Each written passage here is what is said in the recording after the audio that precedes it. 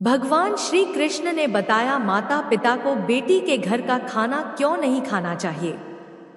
जय श्री कृष्ण मित्रों, माता पिता को बेटी के ससुराल में भोजन क्यों नहीं करना चाहिए? यदि वह बेटी के घर का भोजन करते हैं तो उन्हें कौन सा पाप लगता है? मित्रों, आज हम आपके इस प्रश्न का उत्तर एक अत्यंत ही सुंदर कथा के माध्यम से देना चाहती हूँ। तो चलिए आपका ज्यादा समय व्यर्थ ना करते हुए आज की यह धार्मिक और पावन कथा प्रारंभ करते हैं। सतयुग के समय की बात है। गरुड़ देव जो भगवान विष्णु के वाहन और परम भक्त हैं, सदैव धर्म और शास्त्रों के रहस्यों को जानने के लिए उत्सुक रहते थे। एक दिन वह वैकुंठ धाम में भगवान श्री हरि के पास आए और हाथ जोड़कर बोले, हे प्रभु, आज जब मैं आकाश लोक में विचरण कर रहा था तभी मैंने पृथ्वी लोक पर एक विचित्र दृश्य देखा जिसे देखकर मेरे मन में एक शंका उत्पन्न हुई है। हे प्रभु, मैंने देखा है पृथ्वी लोक पर बहुत से माता पिता अपनी विवाहित पुत्री के घर जाते हैं और वहां का अन्न जल ग्रहण करते हैं, किंतु शास्त्रों में कहा गया है कि माता पिता को बेटी के घर का भोजन ग्रहण नहीं करना चाहिए, ऐसा करना वर्जित है।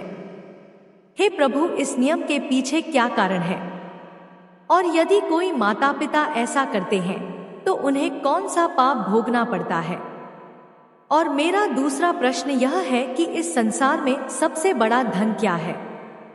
गरुड़ देव के इन प्रश्नों को सुनकर भगवान विष्णु एक रहस्यमयी मुस्कान के साथ बोले, हे विंता पुत्र गरुड़, तुम्हारा प्रश्न अत्यंत श्रेष्ठ और धर्म संगत है। इस विषय में बहुत से लोग भ्रमित रहते हैं। शास्त्रों ने यह नियम केवल इसलिए नहीं बनाया कि बेटी के घर का अन्न अशुभ है, बल्कि इसके पीछे गहन सामाजिक और आध्यात्मिक कारण छिपे हैं। जब बेटी विवाह के बाद अपने पति के घर जाती है तो वह उस कुल की गृह लक्ष्मी बन जाती है। वह अपने पति के कुल धर्म और कुल मर्यादा की पोषक होती है। माता पिता यदि बेटी के घर भोजन करते हैं तो वे अन्न ग्रहण करके अनजाने में उस परिवार पर आश्रित होने का भाव उत्पन्न करते हैं। शास्त्रों में कहा गया है कि आश्रित भाव से खाया गया अन्न ऋण के समान होता है।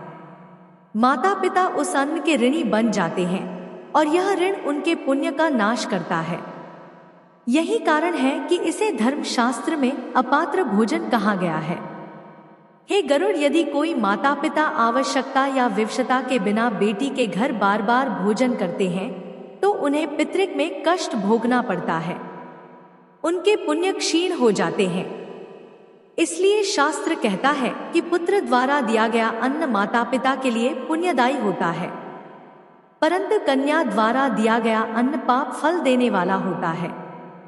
हे विंतानंदन, मैं तुम्हारे इन सभी प्रश्नों का उत्तर एक कथा के माध्यम से देने जा रहा हूँ, जिसे सुनने के बाद आपको आपके सभी प्रश्नों का उत्तर मिल जाएगा। मित्रों, कथा प्रारंभ करते हुए भगवान विष्णु जी बोले, हे गरुड़देव, प्राचीन काल की बात है। गंडक नदी के समीप वीरपुर नाम का एक राज्य था जहां सुदर्शन नाम के एक प्रतापी राजा शासन करते थे। उनके राज्य में वैभव की कोई सीमा न थी। सोने चांदी के असीम भंडार, अनगिनत दुर्लभ रत्न, हाथी घोड़ों और रथों से सुसज्जित विशाल सेना, एक दिव्य राजमहल जिनकी दीवारों पर स्वर्ण जड़ित नक्काशी दमकती रहती थी। संगमरमर के फर्श पर चलने से ऐसी प्रतिध्वनि होती मानो स्वयं गंगा की लहरें गूंज रही हो। राजमहल में सैकड़ों सेवक सेविकाएं चारों पहर सेवा में तत्पर रहते थे।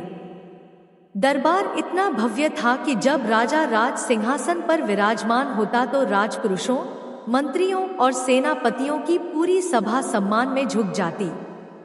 उसकी उपस्थिति से सभा कक्ष में मानो तेजस्विता की एक लहर दौड़ जाती। जब वह रथ पर सवार होकर नगर की गलियों में निकलते तो मार्ग के दोनों ओर खड़े नगरवासी पुष्प वर्षा कर उनका स्वागत करते। बालक रथ को देखकर हर्षित हो उठते और वृद्धजन आशीर्वाद बरसाते।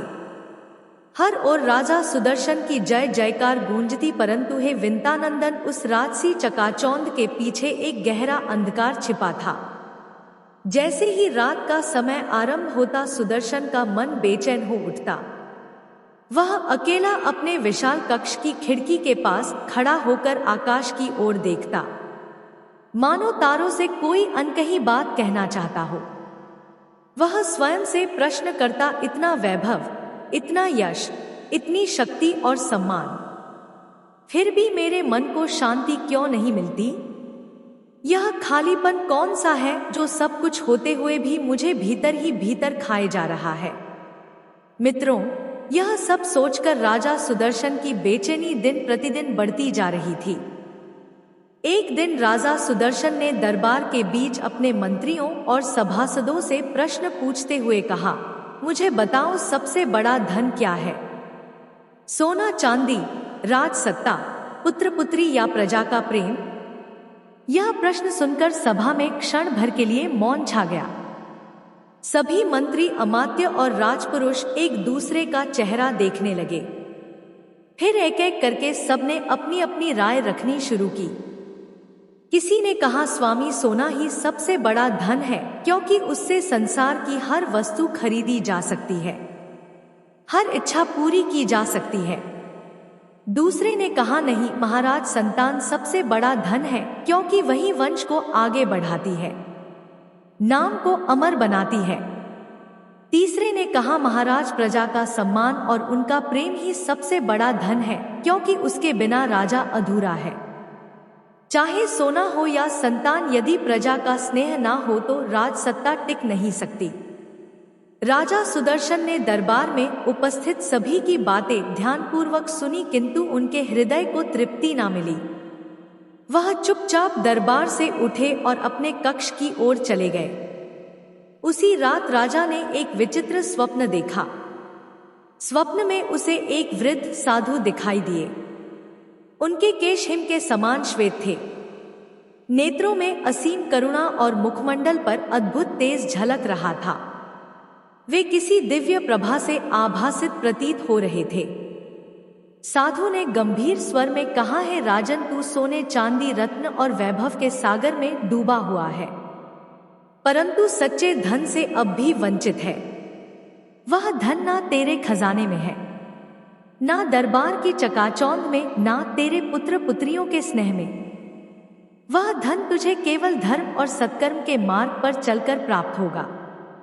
वही धन अमर है, वही जीवन को सार्थक करता है।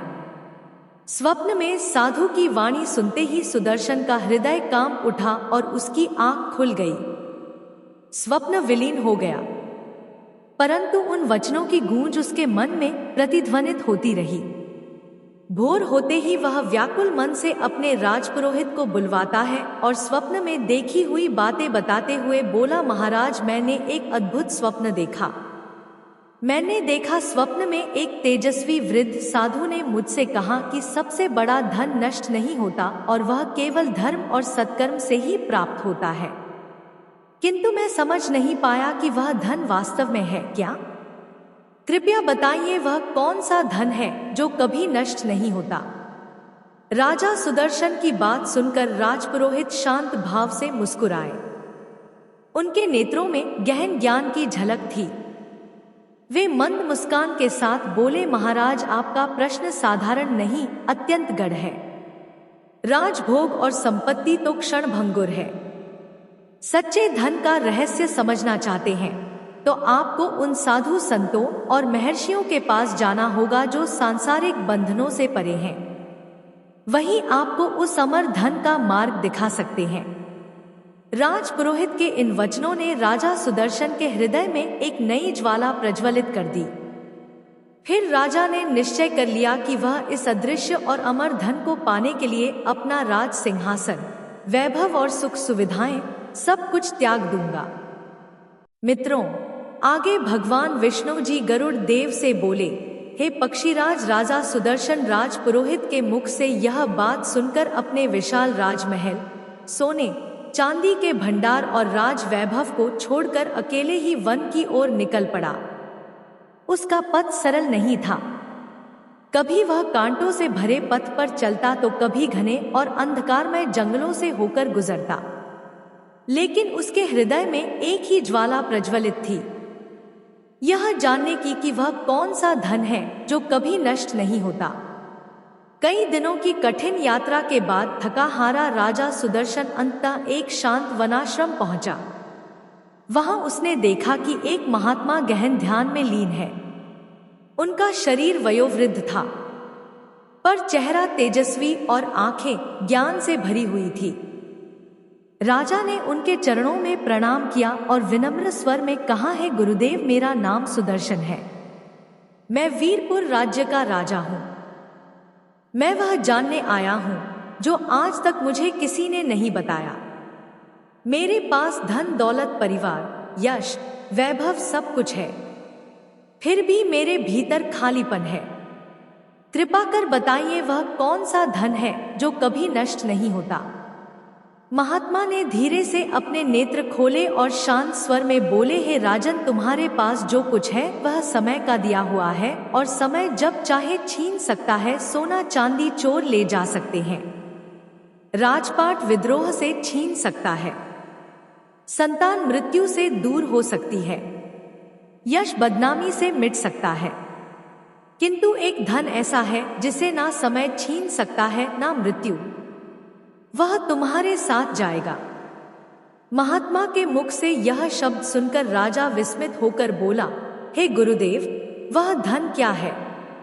महात्मा ने उत्तर दिया, राजन, उस धन को शब्दों में तुरंत नहीं बताया जा सकता। यह समझना पड़ता है अनुभव से। यदि तुम जानना चाहते हो तो तुम्हें एक कथा सुननी होगी। उस कथा में वह रहस्य छिपा है जिसे सुनकर तुम्हें मार्गदर्शन मिलेगा। राजा सुदर्शन ने हाथ जोड़कर कहा, हे गुरुदेव, कृपा कर वह कथा सुनाइए। मेरे जीवन का उद्देश्य ही यही है। महात्मा ने मुस्कुराकर कहा, सुनो राजन, यह कथा है एक ऐसे साहूकार की जिसने धन के लिए सब कुछ त्याग दिया, परंतु अंत में समझ पाया कि सबसे बड़ा धन कुछ और ही है। महात्मा बोले, राजन, एक नगर में सुंदरम नाम का व्यापारी रहता था। उसके पास अपार संपत्ति थी।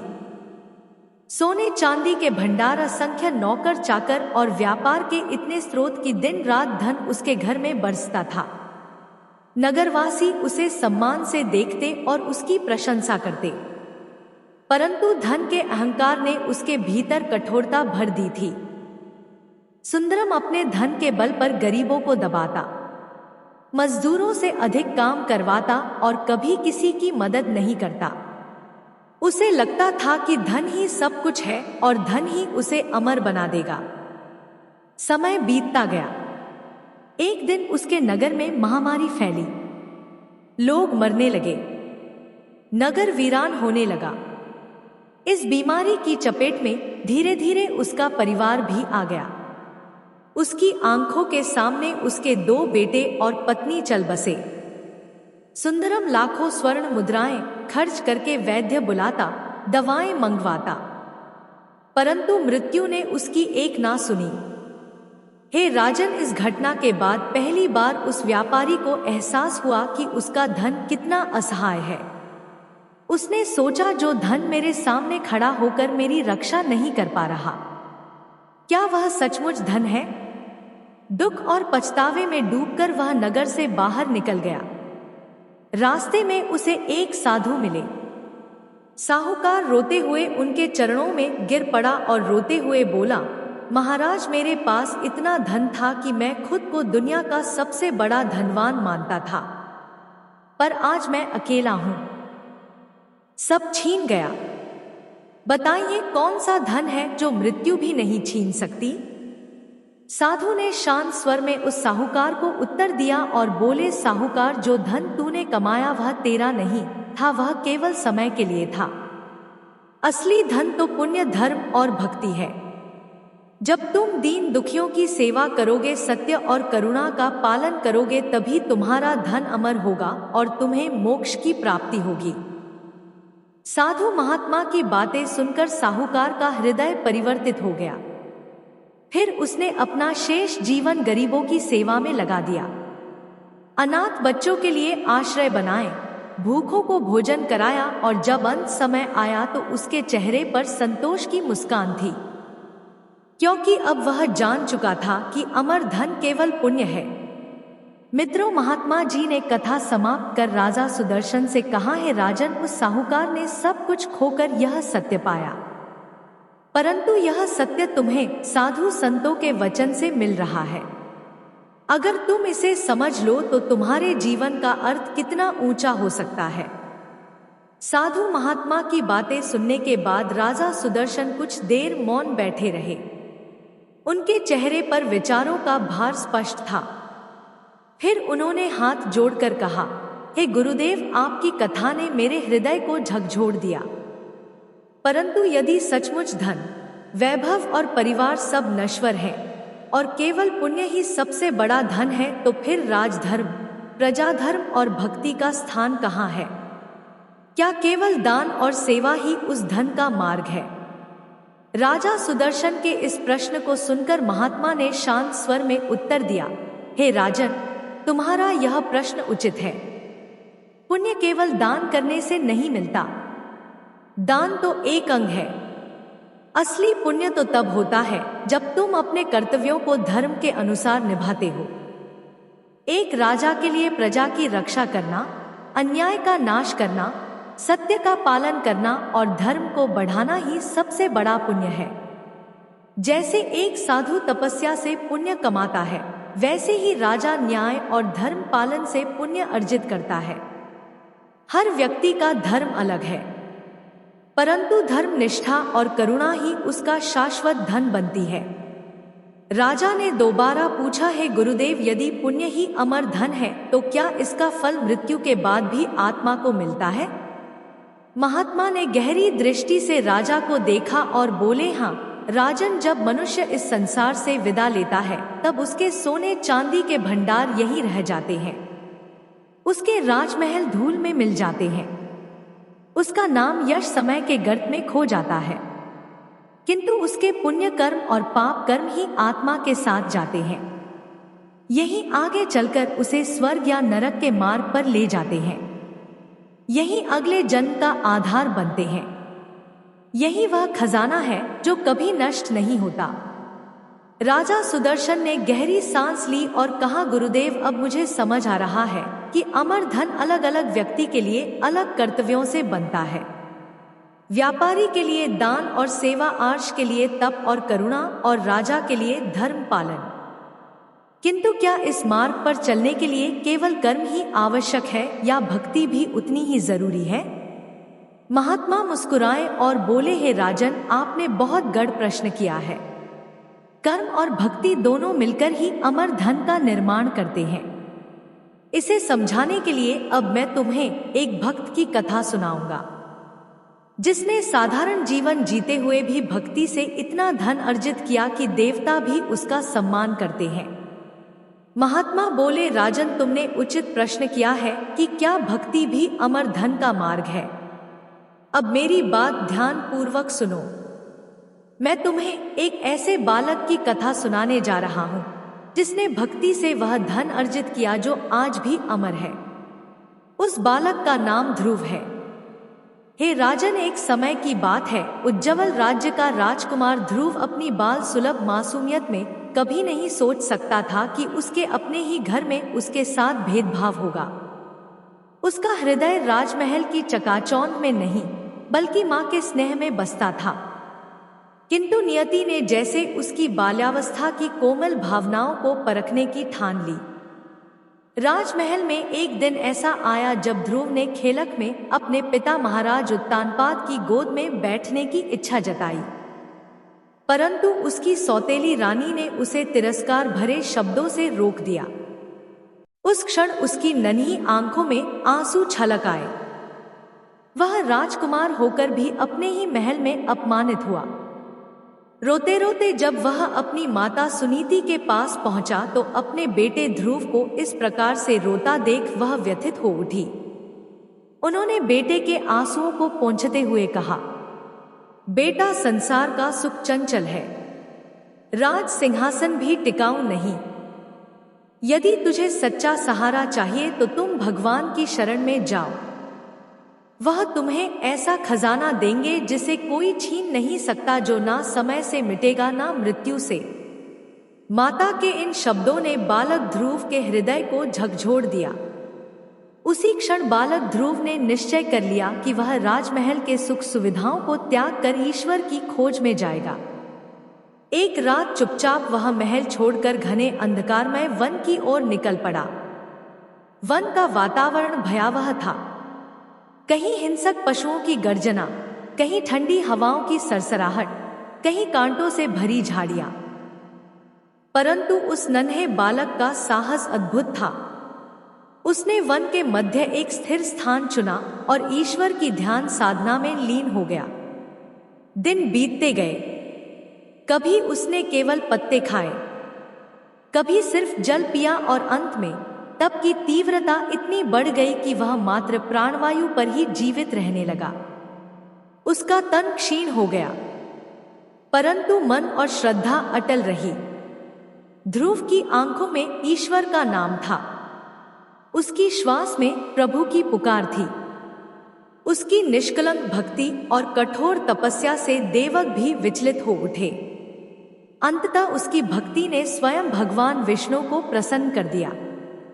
एक दिन भगवान विष्णु एक दिव्य प्रकाश के साथ उसके सामने प्रकट हुए और मधुर मुस्कान के साथ बालक ध्रुव से बोले, हे वत्स ध्रुव, तुम्हारी अटूट निष्ठा और भक्ति ने हमें प्रसन्न कर दिया है। मांगो, तुम्हें क्या वरदान चाहिए। भगवान श्री हरि के मुख से ऐसे शब्द सुनकर बालक ध्रुव ने हाथ जोड़कर विनम्र स्वर में कहा, हे प्रभु, मुझे ऐसा धन दीजिए जो कभी नष्ट ना हो। मुझे वह पहचान दे जो सदा के लिए स्थायी रहे। बालक ध्रुव की बात सुनकर भगवान विष्णु प्रसन्न होकर बोले, ठीक है वत्स, जैसा तुम चाहो। हम तुम्हें आकाश में वह अचल स्थान देते हैं जहां कभी क्षय नहीं होगा। आज से तुम ध्रुव तारा के नाम से संसार में जाने जाओगे। युगों युगों तक तुम्हारा नाम अमर रहेगा। मित्रों, आगे महात्मा जी बोले, हे राजन, आपने देखा कैसे एक छोटा सा बालक जिसने राजमहल की वैभवशाली सुविधाओं, सिंहासन और राज्य की चकाचौंध को ठुकरा दिया, उसने भक्ति के बल पर अमृता पाई। यही है असली धन, भक्ति और ईश्वर का प्रेम। यह धन किसी को दिखाई नहीं देता, परंतु जब यह मिलता है तो आत्मा शाश्वत हो जाती है। महात्मा ने आगे कहा, राजन, यही कारण है कि संत और भक्त कहते हैं कि सोना चांदी, सत्ता और परिवार सब क्षण भंगुर हैं, परंतु भक्ति और धर्म ही शाश्वत धन है। ध्रुव की तरह जिसने भक्ति को अपनाया, उसका नाम आज तक अमर है। फिर राजा सुदर्शन ने हाथ जोड़कर कहा, गुरुदेव, अब मैं इस रहस्य को समझ गया। अब से मेरा जीवन इस अमर धन को अर्जित करने के लिए समर्पित रहेगा। मैं राज सिंहासन पर बैठकर केवल प्रजा के कल्याण, सत्य और धर्म के लिए कार्य करूंगा। यही मेरी सबसे बड़ी संपत्ति होगी। महात्मा मुस्कुराए और बोले, राजन, जब तुम इस मार्ग पर चलोगे तभी तुम्हारा जीवन सार्थक होगा। यही अमर धन का वास्तविक स्वरूप है। मित्रों, इस संसार का सबसे बड़ा धन ना सोना है, ना राजपाट, ना यश, ना परिवार। सबसे बड़ा और कभी नष्ट ना होने वाला धन है धर्म, भक्ति और पुण्य से अर्जित अमर संपत्ति, जिसकी खोज हर आत्मा को करनी चाहिए। यही संसार का सबसे बड़ा और कभी नष्ट ना होने वाला धन है। यही धन मृत्यु के बाद आत्मा के साथ रहता है और यही सच्ची पूंजी है। मित्रों, आगे भगवान विष्णु गरुण देव से कहते हैं, हे पक्षीराज, अब मैं आपको आपके दूसरे प्रश्न का उत्तर देने जा रहा हूं कि माता पिता को बेटी के घर भोजन क्यों नहीं करना चाहिए। यदि वह ऐसा करते हैं तो उन्हें कौन से पाप लगते हैं।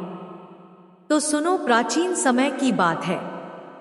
हिमालय की तराई में स्थित एक विशाल वन के बीच वट वृक्षों से घिरा एक शांत आश्रम था। वहां आर्षि अत्रिनाथ निवास करते थे।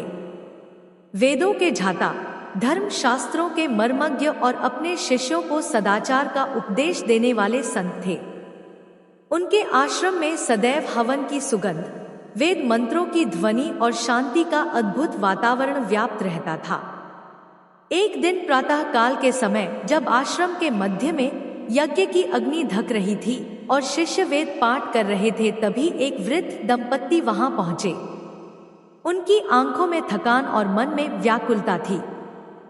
आर्शनाथ ने उन्हें देखकर स्नेह पूर्वक कहा, आइए वत्स, आप दोनों कौन हैं? आपके मुख पर चिंता की रेखाएं देख मैं अनुमान लगाता हूं कि आपके मन में कोई शंका है। संकोच मत कीजिए, धर्म सभा में आए हैं, अपना दुख कहिए। तभी वृद्ध ने हाथ जोड़कर उत्तर दिया, हे गुरुदेव, हम मथुरा नगरी के निवासी हैं। जीवन का अधिकांश भाग बीत गया है। हमारे संतान में केवल एक ही बेटी है जिसका नाम माधवी। उसका विवाह एक समृद्ध व्यापारी परिवार में हुआ है। वह हमें बार बार अपने घर बुलाती है और प्रेम पूर्वक अन्न जल परोसती है। अब तक हम भी उसके प्रेम के कारण उसके घर का अन्न ग्रहण कर लेते थे, किंतु हाल ही में नगर के एक विद्वान ब्राह्मण ने हमें चेतावनी दी है और मुझसे कहा है, वृद्ध जनों, माता पिता को बेटी के घर का भोजन नहीं करना चाहिए। ऐसा करने से पाप लगता है और पितृक की क्षति होती है। यह सुनकर हम भयभीत और विचलित हो गए। गुरुदेव, क्या सच में ऐसा कोई नियम है? क्या बेटी के घर का अन्न ग्रहण करना पाप है? ऋषि अत्रिनाथ ने गंभीर होकर नेत्र बंद किए और शांत स्वर में बोले, हे वत्स, यह प्रश्न अत्यंत सूक्ष्म है। यह केवल भोजन का विषय नहीं, बल्कि धर्म की मर्यादा और गोत्र की पवित्रता से जुड़ा हुआ है। शास्त्रों में स्पष्ट कहा गया है कि माता पिता अपने पुत्र के घर का अन्न निसंकोच ग्रहण कर सकते हैं, क्योंकि पुत्र पिता की वंश परंपरा को आगे बढ़ाता है। उसके अर्जित धन और अन्न में माता पिता का भी अधिकार होता है। परंतु कन्या विवाह के बाद पति के कुल की सदस्य हो जाती है। उसके द्वारा अर्जित धन और गृह उसके पति के कुल का अन्न कहलाता है। इस संबंध में गरुड़ पुराण और मनुस्मृति में यह वचन आता है कि पुत्रस्य कृतं यत् सर्वं पितुस्यात् तेन संयुक्तम कन्याया गृह भुक्तम तपर्गात्रम तु तद्भवेत् दपम दे, अर्थात पुत्र के द्वारा अर्जित अन्न में पिता का अधिकार है, किंतु कन्या के घर का अन्न पराये कुल का माना जाता है। उसे माता पिता द्वारा ग्रहण करना धर्म के अनुरूप नहीं समझा गया। महात्मा की बात सुनकर वृद्धा ने चिंतित होकर कहा, हे गुरुदेव, यदि बेटी प्रेम से बुलाए और अपने हाथों से अन्न परोसे तो क्या उस प्रेम का भी कोई महत्व नहीं? क्या माता पिता का स्नेह इतना असहाय हो जाता है? तारशी ने करुणा भरी दृष्टि से कहा, माता बेटी का प्रेम शुद्ध और अमूल्य है। उसकी सेवा भी पुण्यदायक है, परंतु धर्म शास्त्रों के नियम केवल संबंधों की मर्यादा बनाए रखने के लिए हैं। कन्यादान के समय पिता स्वयं अपनी पुत्री को उसके पति के कुल में समर्पित कर देते हैं। उस क्षण से उसका अन्न, जल और गृह उसी गोत्र का भाग हो जाता है। शास्त्र बताते हैं कि जो माता पिता बार बार बेटी के घर का अन्न ग्रहण करते हैं, वे अनजाने में परगोत्र अन्न दोष के भागी होते हैं। यह दोष इस रूप में प्रकट होता है कि उनके पितृलोक का पुण्य धीरे धीरे क्षीण हो जाता है। इसका यह अर्थ नहीं कि बेटी के घर जाना या उसका स्नेह स्वीकार करना पाप है। बेटी का स्नेह ग्रहण करना पुण्यकारी है, परंतु भोजन की मर्यादा का पालन करना आवश्यक है। यदि कभी अनिवार्य स्थिति हो या बेटी का आग्रह टालना कठिन हो तो माता पिता, पुत्र या परिवार के किसी पुरुष सदस्य के साथ वहां भोजन करें। ऐसा करने से कुल और धर्म की मर्यादा बनी रहती है। ऋषि अत्रिनाथ के वचन सुनकर वृद्ध दंपत्ति की आंखों में राहत के आंसू आ गए। वृद्ध ने हाथ जोड़कर कहा, गुरुदेव, आपने हमारे संदेह को दूर कर दिया। अब हम बेटी का प्रेम तो स्वीकार करेंगे, पर उसके अन्न की मर्यादा का उल्लंघन नहीं करेंगे। ऋषि ने आशीर्वाद देते हुए कहा, धर्म की रक्षा ही सुख और शांति का कारण है। जो मर्यादा का पालन करता है वही कुल और पितरों की कृपा का पात्र बनता है। प्रिय मित्रों, इस प्रकार से आज की यह कथा समाप्त हुई। आशा करते हैं इस कथा को सुनने के बाद आपको समझ में आ गया होगा कि संसार में सबसे बड़ा धन कौन सा है और माता पिता को बेटी के घर का भोजन क्यों नहीं करना चाहिए। आपको हमारी वीडियो पसंद आई हो तो हमारे चैनल को लाइक और सब्सक्राइब करें। कमेंट बॉक्स में जय श्री कृष्ण अवश्य लिखें। राधे राधे मित्रों।